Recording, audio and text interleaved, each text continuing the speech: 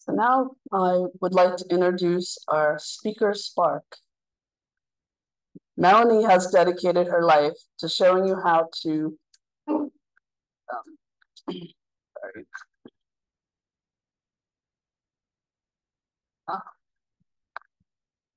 Lost my place. To transcend time, space, labels, and obstacles to true freedom and happiness. Melanie invites her clients to seize love, light, and empowerment to live their most radiant lives. Channeled messages and oracle cards are how Melanie's spirit team delivers soul-centered messages and action plans.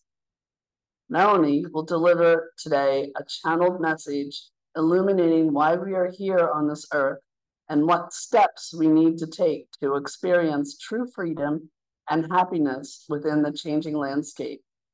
Please help me welcome Melanie Thompson.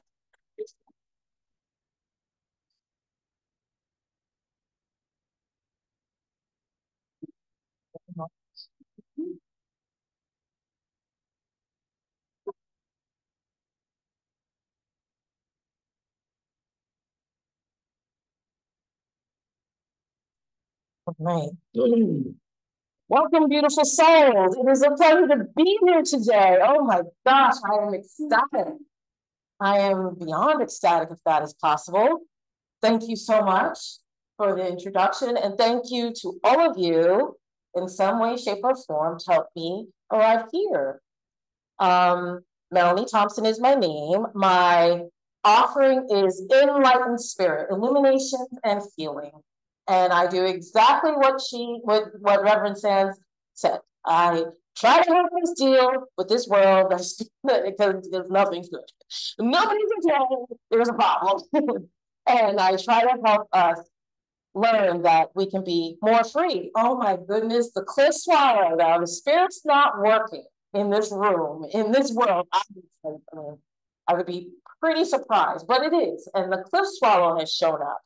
And birds like cliff swallows are how I know I'm on the right path, but just how the cliff swallow perches itself on this crag, that's me, I'm on a crag on earth, and yet I'm still supposed to be free and expressive and joyous.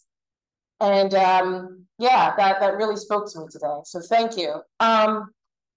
So I'm gonna take a deep breath and suck in some spirit.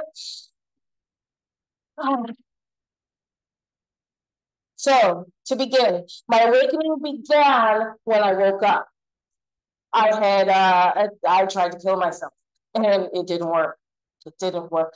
I was so done with the insults that life had presented me. And, you know, I had been powwowing with spirit and I said, listen, I'm done. And I took that plunge and I woke up incensed, enraged, completely hostile. And I said, it was just man at the time. And the voice said, you don't get to go out that easy. You have work to do. You have work to do. Okay. So that was not my final attempt at self-annihilation. You know, that is something that has been in me since I was born on this rock, wearing this meat suit. It was never easy for me to just be.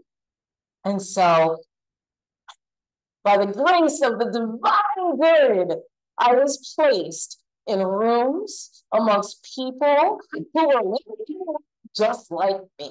You know, we all were maladjusted with these deep spiritual maladies. And, you know, I had to kind of get on their wagon or get dragged in order to learn how to live. Hi, can I interrupt 1 second? Can you move the mic a little closer to you? We're having a little. Where is? Yeah, it's in that. Yeah, that little case. So I had to do what I had to do to learn how to live. Wow. So can you hear me now? I think it's a little better. You should be able to stand.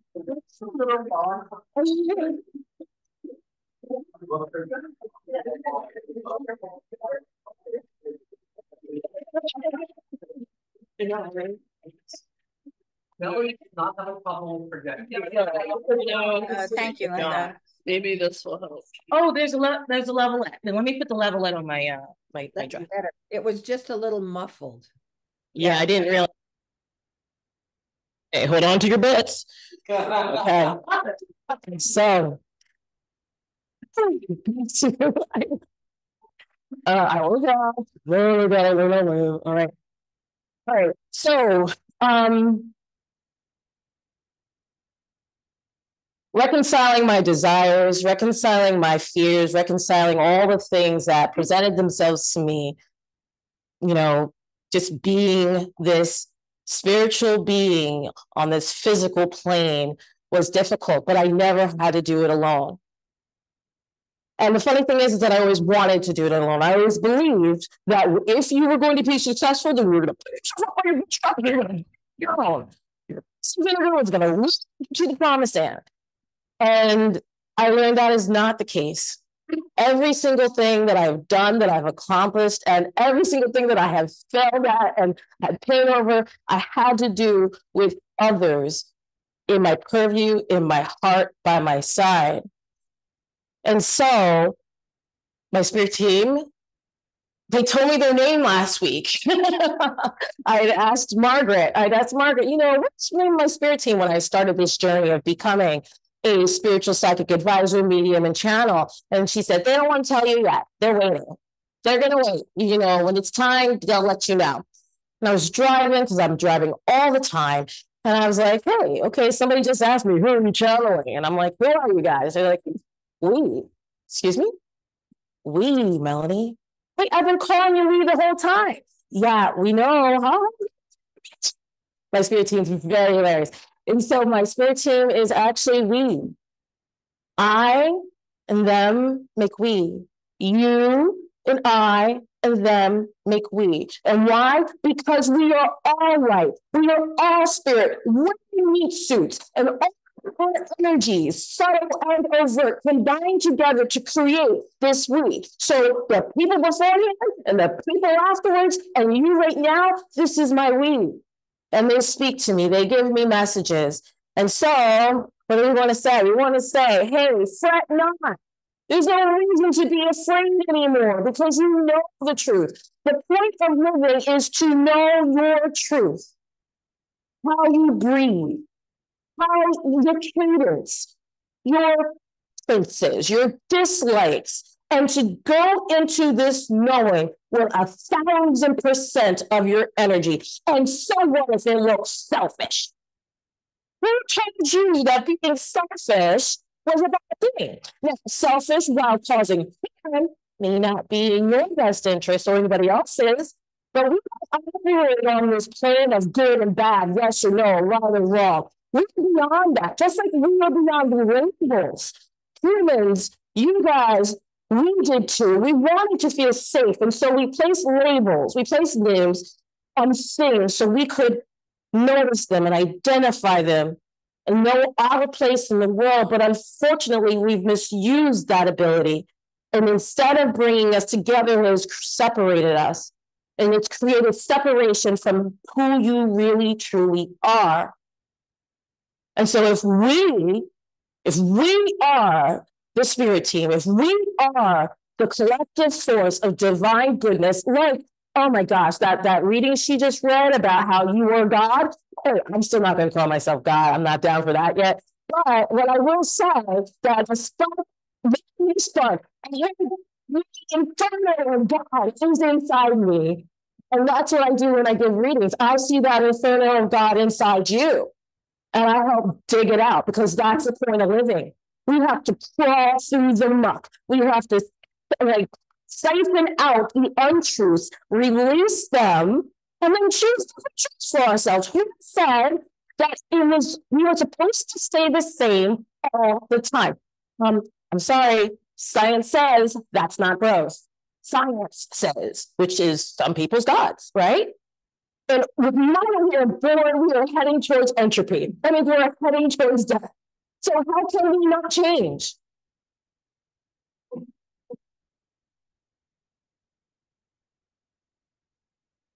Change or die. Change or get dragged. And Melanie has been dragged. and it's not fun. It is not fun. It was we don't enjoy watching you suffer, but we know it is a requirement. So wherever we picked up this idea that to feel pain is bad, and to, they say suffering is optional, but let's just say feel pain is bad, you have to be disabused of that idea. Feeling pain is necessary, or how else are you going to know what you need to change? So we learn how to notice it faster and then shift it sooner. That is our mission. The point of living is to become more than just what you were told, more than what you just believe, and more of what you really truly are, which is a radiant light. And so how do you embody this radiant light? It isn't about thinking, by the way, no one thinking is going to fix this. None of it. It's about your actions. Where are your feet? What are your hands doing? And you can have the best intentions, in your heart, but how are those intentions manifesting with the power that is surging through your muscles, your sinews, and your veins? How is it manifesting? The same power that creates galaxies is inside of you. That power. Do you pick up litter when you see it on the ground? Do you call a friend when you're stuck in your own shit? How do you use that power? Are you still choosing self-annihilation? Because you can do that on the installment plan. And so how I chose to use my power, bless you. How I chose to use my power, it was probably like my 56th awakening. But it was the most poignant. It was about 2 years ago. So that first awakening was like about 20 years ago. And the other, this recent one was about 2.5 years ago. And I had worked a job. And yes, that job. Of course, it was a really good job. And I left that job and I was just, again, irate. And I said, hey guys, okay, it's just survive and do to just do it. I'm this. So well, you just better play it because I'm done. I'm done. And they're like, well, we gave you gifts, right? I mean, that psychic shit? Well, I don't know where that came from because I'm good at a lot of this. They were like, it's just good. It was like, we gave you gifts. Shit, you don't have money doing that. And they're like, you asked us and we told you.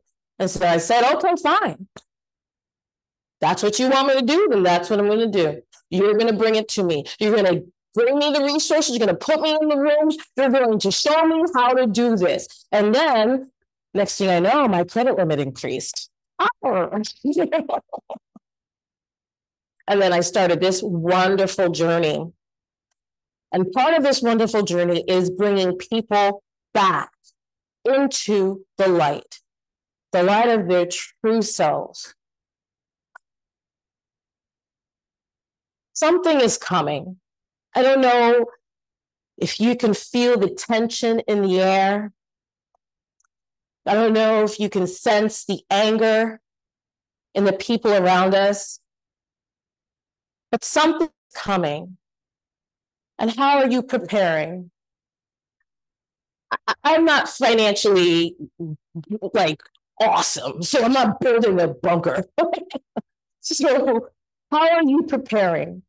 And you don't need to build a bunker in order to prepare. We have learned the way you prepare is to be the best possible example of the light right now. You don't know whose life you're going to touch. You don't know who you're going to collide with. You don't know who is there to bless you or who you're there to bless. Know that when something's going to happen, we're still going to persist. We're still going to endure. So maybe we're all getting dragged with this thing that's coming, but maybe we're get dragged happily. You know, I keep telling, I just keep thinking of you know, the zombie apocalypse. Melanie likes zombie movies, like, because she can't deal with her emotions sometimes, so she watches zombie movies and shoot 'em ups. So, like, the zombie apocalypse, and it brought me so much light to know that in a zombie apocalypse, I would be that light worker that'd be like, oh, you decapitated somebody. All right, was that coming from your truest self, or were you really just sincere? Let's heal this. Right, it's done now. Move on. You still have good work to do. That's what the light workers are here to do. We're here to help people understand that regardless of outside circumstances, you can still flourish. You can still not do more than just endure. You can thrive. And you can unlearn these unfortunate ideas of truth and develop your own. And like they said, like Reverend Sands said, live your own way. I'm living my own way. I'm divorcing my own way. I am being friends my own way. I'm dating my own way. And this is way less conflict with doing that than trying to do it some way somebody else has told me. Now, the good thing is that my spirit team is literally like a puppet telling me yes and no. Sometimes I ignore them, but lots of times I don't. And like, they always put me exactly where I'm supposed to be, doing exactly what I am supposed to be doing. And so this is all great and good, right? But what do we do with those innermost thoughts, those dark, dank, creepy little corners we refuse to clean, Dorian? What do we do about those places, those reoccurring thoughts? We notice them faster, we change them sooner. We forgive ourselves for being in this physical plane. We remember, well, you know what? If this keeps popping up in my mind, maybe I'm supposed to look at it. Maybe this is my mission to explore this and learn something from this. We're supposed to know. We're supposed to continue to learn. So why not learn more about you? And so I do have recurring, obsessive, pervasive thoughts. And when I'm stressed out, they get worse. And so what do? I try to have them weigh more like a grain of sand rather than a ton of sand, you know? So I use the phrase, consider it wrong. You know, perhaps that's a way of thinking. Perhaps consider, what was the other one? Maybe, you know, there's, when I first got into therapy, like, you know, 30 years ago, the idea of black and white thinking showed up, and how black and white living is really what this world feels like. You know, we're either here or you're there. And if you're not, then you're wrong. And so I realized that I was doing black and white thinking this whole time. And I don't want to be in that area of gray.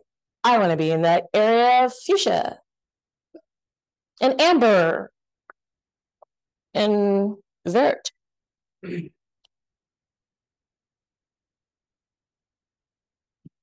is an honor to be able to be here and share our messages with you, and we want to leave enough time for questions. Honestly, Melanie just really wanted to get out of her own way and share, and that's what we've done. That's what we've done. And today, I am proud of myself. Well, it took about 43 years. I am proud of myself. I am glad to be this woman standing in front of you. It doesn't mean that she doesn't have modifications to make. We all do, right? Because that's growing, that's science, okay? But she's also very glad that she's in an age where science is catching up to magic, and where people want to accept themselves and others. No one is really happy with hating and being in pain. We just don't know what to do about it. And then trying to save face at the same time. But you can't save your ass and your face at the same time, right? Right, guys? You guys know what I'm talking about.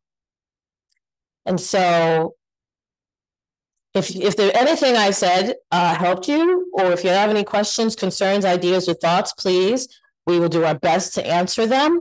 And if you need to get in contact with me, I'm sure my information is on a website somewhere. There's information over there. There's I'm sure stuff will be in the chat.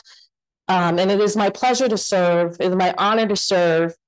And thank you very much for sharing your time with me, Melanie.